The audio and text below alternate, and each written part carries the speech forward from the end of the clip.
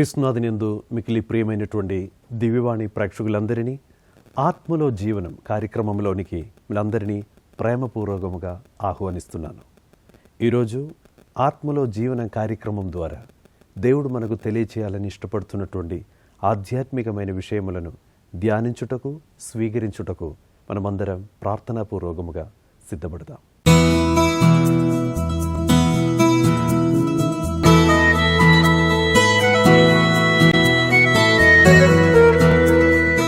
ప్రియమైనటువంటి సహోదరి సహోదరులారా, ఈరోజు ఆత్మలో జీవన కార్యక్రమం ద్వారా దేవుడు మనకు తెలియచేస్తున్నటువంటి ఒక అద్భుతకరమైన దేవుని వాక్యము పునీత పౌలు ఎఫెసీయులకు రాసినటువంటి లేఖనములో 4వ అధ్యాయం 27వ వాక్యం. దేవుని వాక్యము ఈ విధముగా సెలవిస్తున్నది, సైతానునకు అవకాశము ఒసగకుడు. You shall not give an opportunity to Satan. సైతానికి ఏమాత్రం అవకాశం నీ జీవితంలో ఇవ్వొద్దని పునీత పౌలు ఎఫెసీయులకు రాసిన లేఖనము ద్వారా ఈరోజు మనల్ని హెచ్చరిస్తున్నాడు.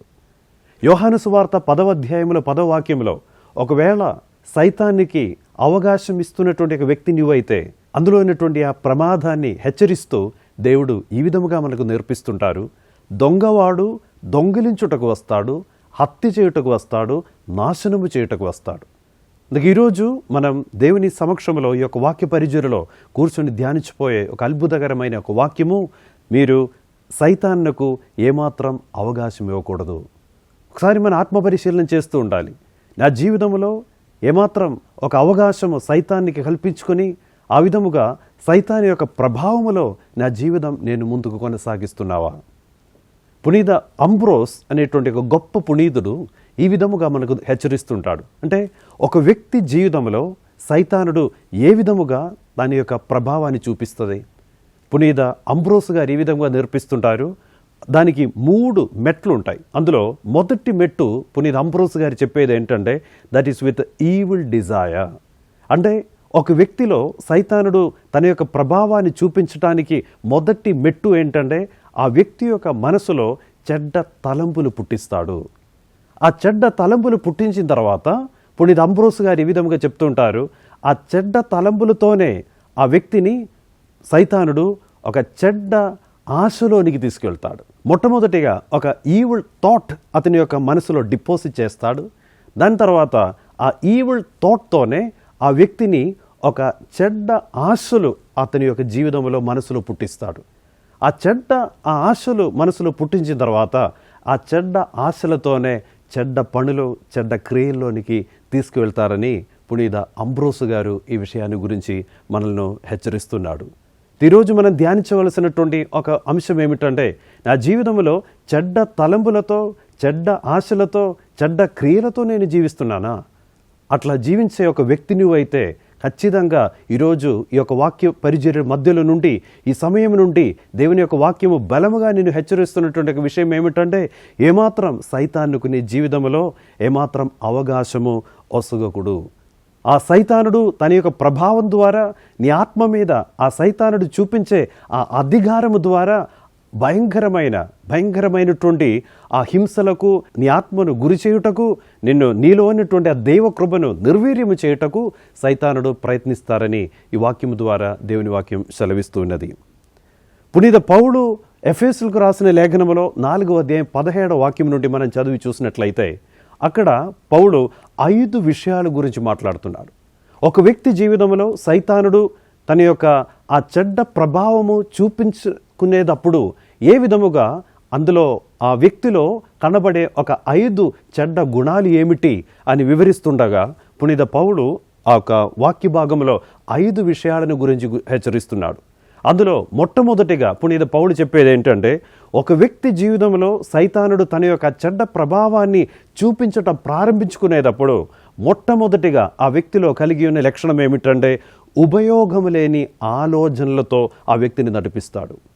సైతానుడు ఆ వ్యక్తిని ఏమాత్రం ఉపయోగం లేని ఆలోచనలతోనే నడిపిస్తాడు. Useless thoughts. అంటే రోజంతా కూడా ఆ వ్యక్తి మనసులో చాలా రకరకాల ఆలోచనలు వస్తూ ఉంటాయి, కానీ ఏమాత్రం ప్రయోజనకరమైన ఏమాత్రం ఆలోచన మాత్రం ఆ వ్యక్తి మనసులో ఉండదు. అందుకే పౌలు చెప్తూ ఉంటారు, ఉపయోగము లేని ఆలోచనలతో సైతానుడు తన యొక్క ప్రభావాన్ని చూపిస్తాడు. రెండవదిగా పునీత పౌలు చెప్పుకునేటువంటి విషయం ఏమిటంటే ఆ వ్యక్తులు అంధకారమయమగు మనసుతోనే నడిపిస్తారు. వాళ్ళు చీకటికి సంబంధించిన వాళ్ళం కాదు, వాళ్ళ మనసులో హృదయంలో అంధకారం చీకటితో నింపబడిన ఒక హృదయముతో they will be living with corrupted and contaminated heart and mind. వాళ్ళ మనసులో ఏమాత్రం వెలుగు అనేది ఉండదు. పునీత పౌలు మనకు హెచ్చరిస్తుంటారు, మీరు చీకటికి సంబంధించిన వాళ్ళం కాదు, వెలుగునకు చెందిన వాళ్ళమని పునీత పౌలు నేర్పిస్తుండగా, సైతాను యొక్క ప్రభావం కలిగి ఉన్న ఒక వ్యక్తి, ఆ వ్యక్తి అంధకారానికి చీకటికి సంబంధించిన పనులు చేసి చూసి ఆ విధముగానే జీవితాన్ని కొనసాగిస్తుంటారు.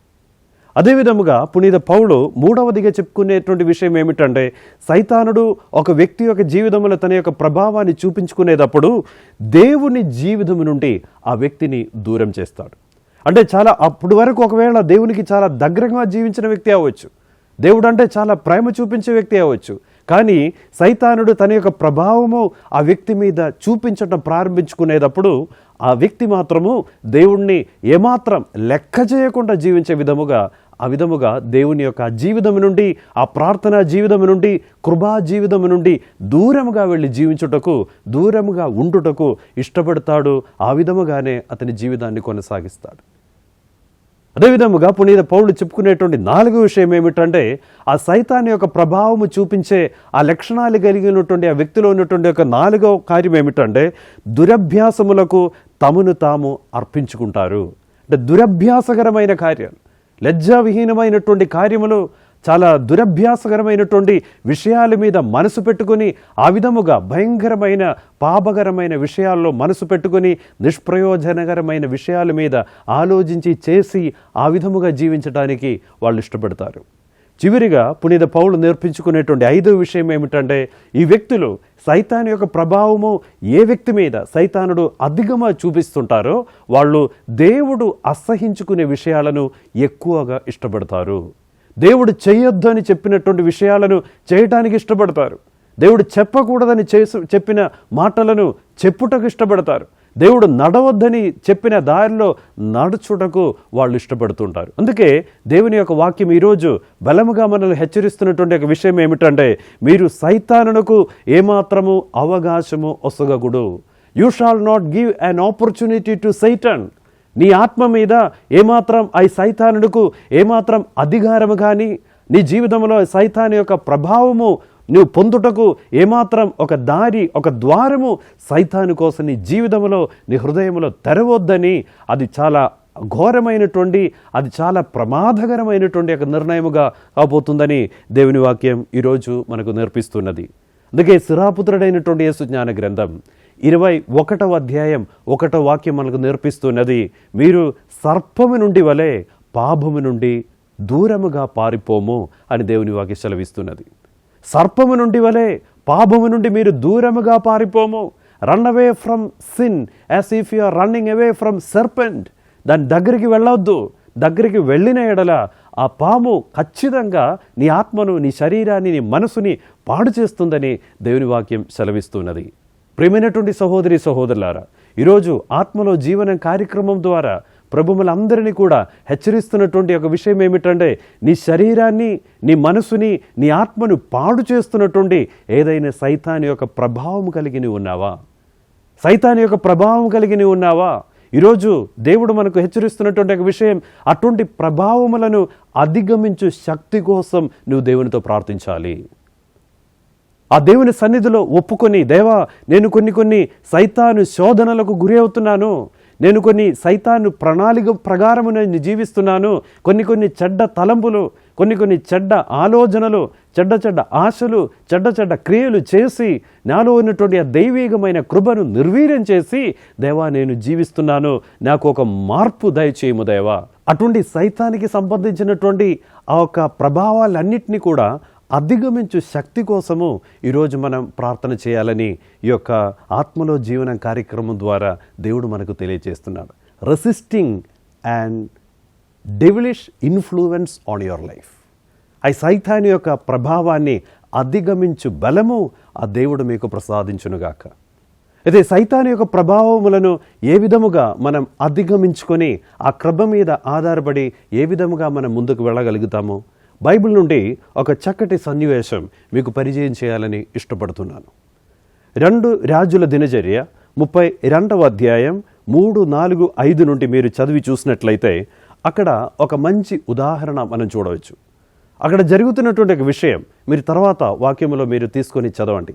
ఆ వాక్య భాగము మనకు నేర్పిస్తున్నటువంటి ఒక విషయం ఏమిటంటే, ఆ రోజుల్లో హెసకియా రాజు యూదా దేశానికి రాజు. హెసకియా రాజు దేవుని పట్ల విశ్వసనీయతతో, దేవుని పట్ల విశ్వాసముతో, దేవుని పట్ల ఆ మంచి మనసుతో దేవుణ్ణి సేవించి, దేవుని చెప్పినట్లుగానే దేవుని యొక్క ఆజ్ఞానుసారము తన ప్రజలను నడిపిస్తూ దేవుని యొక్క ప్రీతికరమైన ఒక జీవితం జీవించుకొని ఆ విధముగా జీవిస్తుండగా దాని దగ్గర ఉన్నటువంటి ఒక దేశము అసీరియా దేశం. అసీరియా దేశానికి చెందిన సెన్నాకెరీబ్ అనేటువంటి ఒక రాజు ఈ రాజు మీద, యూదా ప్రజల మీద దాడి చేయటకు వస్తున్నాడు. ఒక శత్రువుగా ఈ సెన్నాకెరీబ్ రాజు ఈ యొక్క అసీరియా సైన్యముతో, ఆ పెద్ద మహాసైన్యముతో హెసకియా మీదకి, యూదా ప్రజల మీదకి దాడి చేయుటకు వచ్చేటప్పుడు అక్కడ జరుగుతున్నటువంటి కొన్ని సంఘటనలు, ఏ విధముగా ఆ సైన్య బలాన్ని ఎదుర్కొన్నాడు, ఏ విధముగా అతడు ఆ శత్రు సైన్యం మీద ఏ విధముగా విజయం సాధించారని బైబిల్లో మనం చూసినట్లయితే 3 కార్యాలు హెసకియా రాజు ఆ రాజుని ఆ సైన్యంతో పోరాటం చేసి విజయం సాధించుటకు చేశాడు.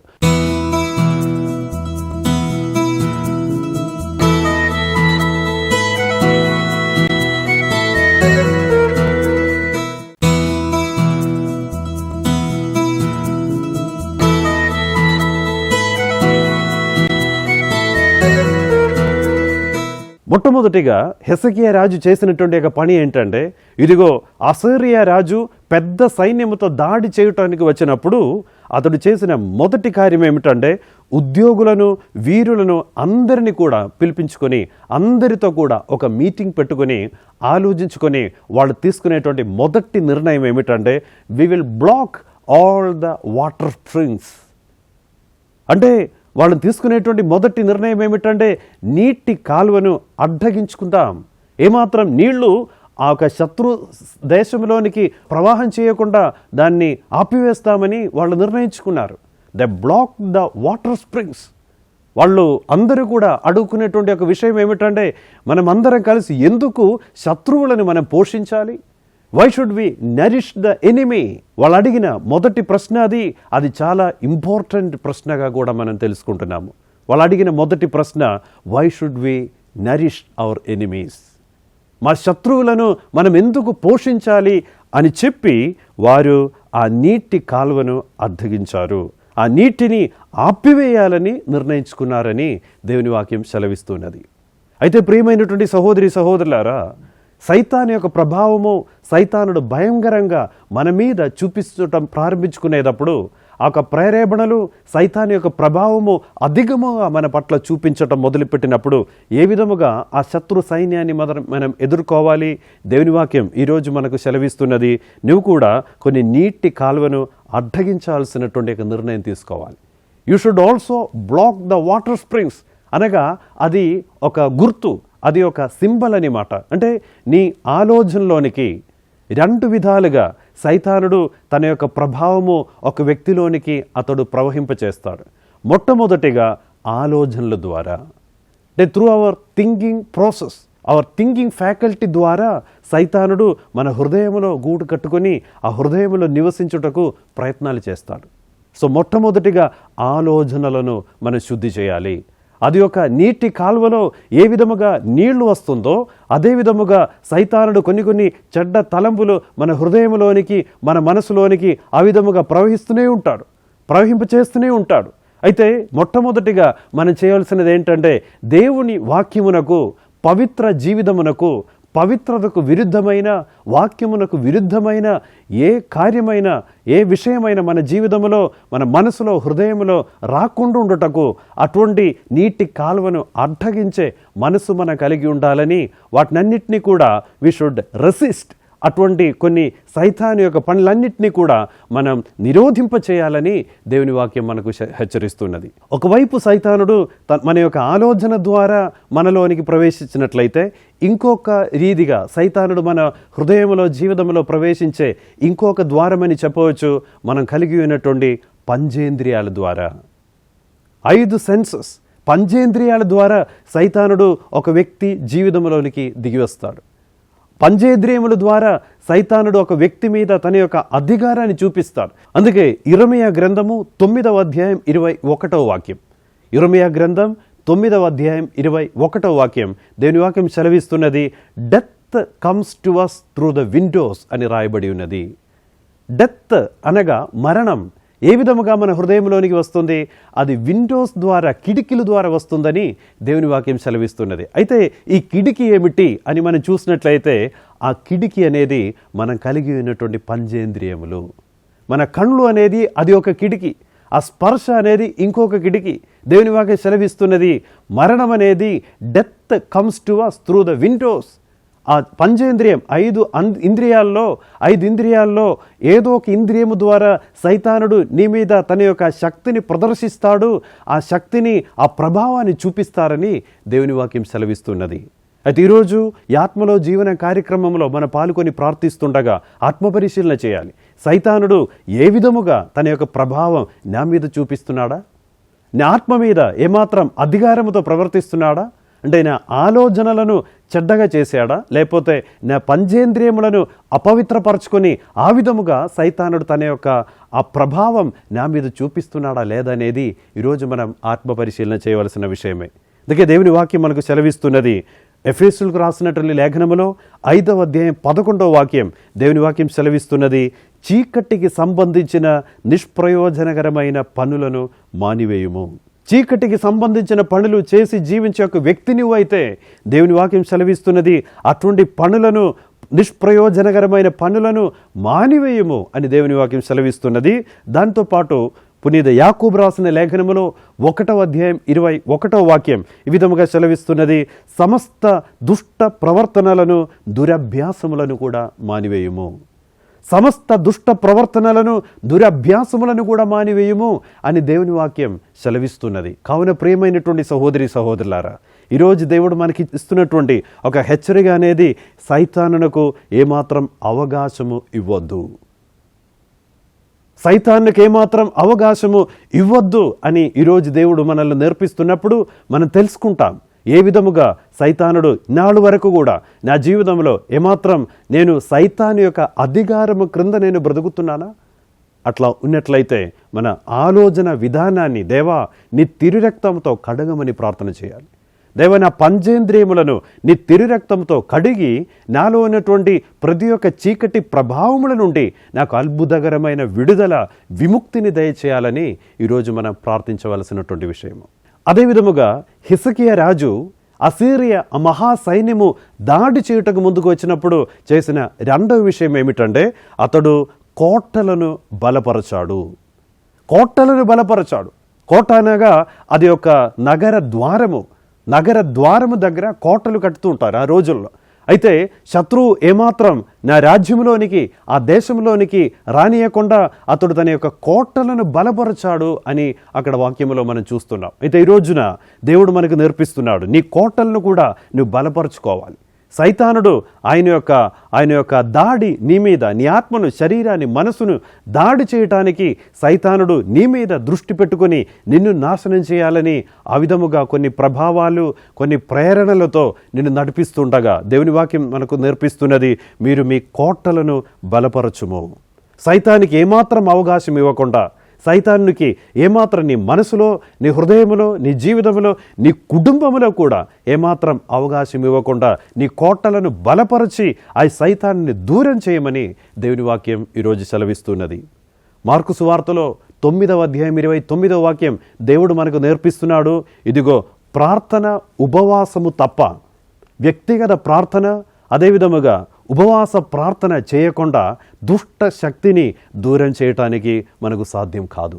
అయితే ఈరోజు దేవుడు మనలను వాక్యము ద్వారా హెచ్చరిస్తున్నాడు, ఇదిగో ఉపవాస ప్రార్థన చేసి, ఇదిగో వ్యక్తిగత ప్రార్థన చేసి నీ యొక్క ఆధ్యాత్మికమైన కోటలను బలపరచుము అని దేవుని వాక్యం సెలవిస్తున్నది. పునీత పౌలు ఎఫెసీయులకు రాసిన లేఖనములో 6వ అధ్యాయం 10వ వాక్యం సెలవిస్తున్నది, క్రీస్తుతో ఏకమై ఆయన మహాశక్తి ద్వారా మీ బలమును అభివృద్ధి పరచుకొనుడి అని దేవుని వాక్యం సెలవిస్తున్నది. కావున ప్రియమైనటువంటి సహోదరులారా, ఈరోజు దేవుని వాక్యం మీరు సైతానికి ఏమాత్రం అవకాశం ఇవ్వద్దు అని దేవుని వాక్యం నేర్పిస్తుండగా, ఆ దేవునితో ఏకమై దేవునితో ఏ విధముగా మనం ఏకమవుతుంటామో అది మన వ్యక్తిగతంగా మనం చేసే ప్రార్థనల ద్వారా, ఆ వ్యక్తిగతంగా మనం చేస్తున్నటువంటి బలమైన ఉపవాస ప్రార్థనల ద్వారా ఆ దేవునితో ఏకమై ఆధ్యాత్మికమైన కోటలను బలపరుచుకొని ఆ సైతాను శక్తులను ప్రభావములను మనలో నుండి దూరం చేయాలని దేవుడు ఈ వాక్యం ద్వారా మనందరి నుండి కోరుతున్నారు. మూడవదిగా, హెజకియా రాజు, అసీరియా రాజు ఆ మహా సైన్యము దాడి చేయటానికి వచ్చినప్పుడు ఆ రాజు చేసిన మూడవ కార్యం ఏమిటంటే అతడు ఆయుధాలు సిద్ధం చేశాడు. He prepared himself and the country with the weapons. ఆయుధాలతో సిద్ధమయ్యాడు.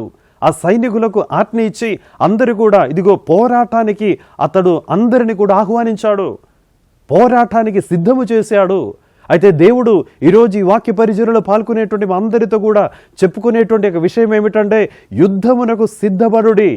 సైతానుడు ఎప్పుడు నిన్ను నాశనం చేయాలని, నీ ఆత్మ మీద, మనసు మీద, శరీరాన్ని కూడా పాడు చేయటానికి రకరకాల శోధనలు, రకరకాల కీడు నీ మనసులో, హృదయంలో పుట్టించుటకు ఇష్టపడే సమయంలో, ఈ సందర్భాలలో పునీత పౌలు మనకు నేర్పిస్తుంటారు, ఇవి చెడు దినములు.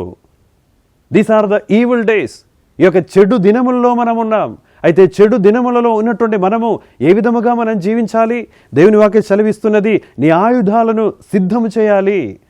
ఆయుధముతో సిద్ధపడండి. సైతాను యొక్క మహా సైన్యాన్ని ఎదుర్కొనుటకు, వాటి మీద విజయము సాధించుటకు ఆయుధాలతో నిన్ను నీవు సిద్ధం చేసుకోవాలని దేవుని వాక్యం సెలవిస్తున్నది. అయితే ప్రియమైనటువంటి సహోదరులారా, మనం కలిగి ఉండవలసినటువంటి ఆయుధాలు ఏమిటి? మొట్టమొదటి ఆయుధం అని మనం చెప్పవచ్చు, అది మన చేతుల్లో ఉన్నటువంటి దేవుని వాక్యము. బైబిల్ మనకు హెచ్చరిస్తున్నది, దేవుని వాక్యం అనేది అది ఒక ఖడ్గము, అది ఒక కత్తి లాంటిది, అది ఒక ఖడ్గము.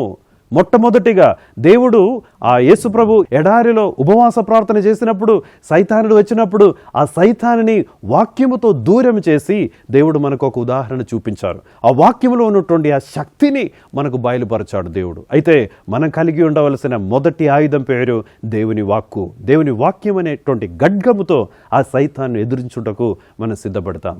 రెండవదిగా మనం కలిగి ఉండవలసిన రెండవ ఆయుధం ఏమిటి? అది దేవుని యొక్క రక్తము. నిష్కళంకమైన గొర్రెపిల్ల యొక్క రక్తం, అది మనలను సైతాను యొక్క శక్తి నుండి, అన్ని రకములైనటువంటి ఆ సైతాను యొక్క ఆ ప్రభావముల నుండి కూడా మనలను కాపాడుతున్నది. మూడవదిగా మనం కలిగి ఉండవలసిన మూడవ ఆయుధం ఏమిటంటే అది పరిశుద్ధ జపమాల. జపమాల అది ఒక ఆయుధము. జపమాల జపించి ప్రార్థించే ప్రతి ఒక్క బిడ్డకు కూడా దేవుడు ఆ పరలోక శక్తిని వాళ్ళ మీద నింపి ఇటువంటి సైతాను చీకటి శక్తులను అధిగమించు శక్తిని మరియ తల్లి యొక్క మధ్యర్థం ద్వారా దేవుడు ప్రసాదిస్తాడు. కావున ప్రియమైనటువంటి సహోదరి సహోదరులారా, ఈరోజు మనం ధ్యానించుకునేటువంటి వాక్యము, మీరు ఏమాత్రము సైతానుకు మీ జీవితంలో అవకాశం ఇవ్వద్దు. ఆత్మపరిశీలన చేసుకుందాం. ఏదో ఒక విధముగా ఈ రోజుల్లో నీవు సైతాను యొక్క అధికారం క్రింద నీవు ఉన్నావా? నీ మనసుని, హృదయాన్ని పాడు చేస్తున్నటువంటి కొన్ని దుష్కార్యములను చేయించుకొని నీవు జీవిస్తున్నావా? ప్రార్థించుకో. దేవా, ఇటువంటి పరిస్థితులను, ఇటువంటి కొన్ని చీకటి పరిస్థితులను అధిగమించుటకు, ఇటువంటి కొన్ని చీకటి ప్రభావములను, చీకటి శక్తిని అధిగమించుకొని నీ ప్రియమైన బిడ్డలముగా జీవించే ఆ భాగ్యమును, ఆ ధన్యత మాకు ప్రసాదించాలని ఈరోజు మనం ప్రార్థించుకుందాం. మనమందరం కూడా ఒక చిన్న ప్రార్థన చేసుకుందాం. సాధ్యమేళ్ళందరూ కూడా కన్నులు మూస్తూ ఒక చిన్న ప్రార్థన మనం కలిసి చేసుకునేటప్పుడు అందరూ కూడా చేతులు జోడించి ప్రార్థించుదాం. ఈరోజు దేవుడు మన అందరినీ కూడా నేర్పించుకునేటువంటి ఒక విషయం, సైతానికి ఏమాత్రం ఒక అవకాశం నీ జీవితంలో ఇవ్వొద్దని. సాధ్యమేళ్ళందరూ కూడా కన్నులు మూస్తూ చేతులు జోడించి ప్రార్థించుకుందాం. దయగల దేవా ప్రభు యేసయ్య, ఈ సాయంకాలమున నీ బిడ్డలంగా మేము ఉండాలని ఆశించుకొని సైతాన్ని దూరం చేయవలసినటువంటి కొన్ని విషయాలను గురించి దేవా అందరినీ కూడా నేర్పించి ఉన్న నీ ప్రేమను బట్టి నీకు స్తుతి వందనములు అర్పిస్తున్నాం. రోజు రోజున దేవా సైతానుడు మా మీద చేస్తున్నటువంటి దాడి, మా మీద చేస్తున్నటువంటి ఆ ప్రభావాలన్నింటినీ కూడా గెలించి వాటి మీద విజయము సాధించి జయ జీవితం జీవించుటకు నీ పరలోక కృపతో వాళ్ళందరినీ కూడా అభిషేకం చేసి బలపరచి చేయపట్టి నడిపించమని నీ పరిశుద్ధ నామములో అడిగి వేడుకొనుచున్నాము తండ్రి. ఆమేన్. పిత పుత్ర పవిత్రాత్మ ప్రభు వీళ్ళందరినీ ఆశీర్వదించి దీవించునుగాక. ఆమేన్.